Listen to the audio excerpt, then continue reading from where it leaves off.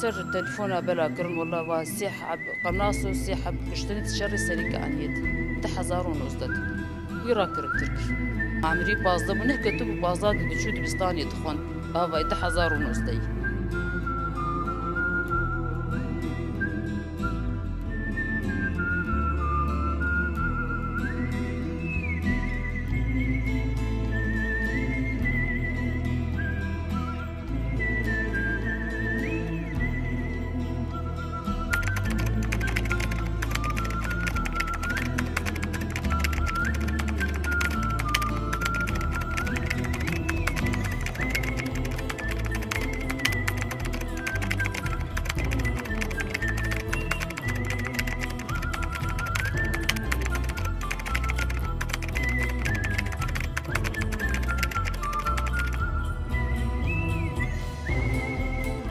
دي عمري أو خواب شوبلا عمري أنا بابيستو يبني كتي بيستو يكسالي دباراوي ده عمري بير صلاة الزندانين يعني ويش حكمي قاصر بني در خصنيش بو بحكمي قرالي كش بو براولو كرش بيلا وإن شاء الله يدر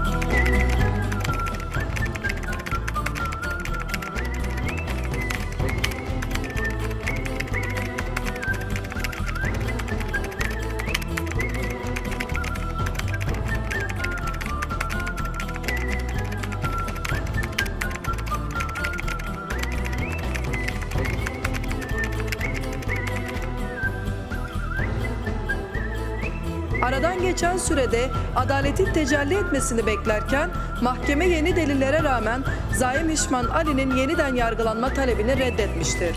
Zaim Hişman Ali dosyasında ihtiyaç duyulan şey inkar ve hukuksuzlukta ısrar değil, 7 yıldır geciktirilen adaletin sağlanmasıdır.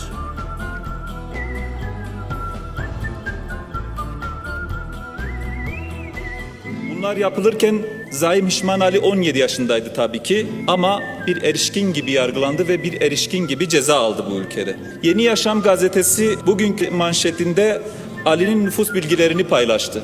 Ali'nin Lübnan Suriye Konsolosluğundan onaylı nüfus bilgilerine göre Türkiye'ye teslim edildiğinde yaşının 18'in altında olduğu resmi belgelerden anlaşılmaktadır. Bugün aynı hukuksuzluk Hüseyin Muhammed dosyasında tekrarlanıyor. Muhammed 2022 yılında henüz 15 yaşındayken ÖSO tarafından kaçırıldı.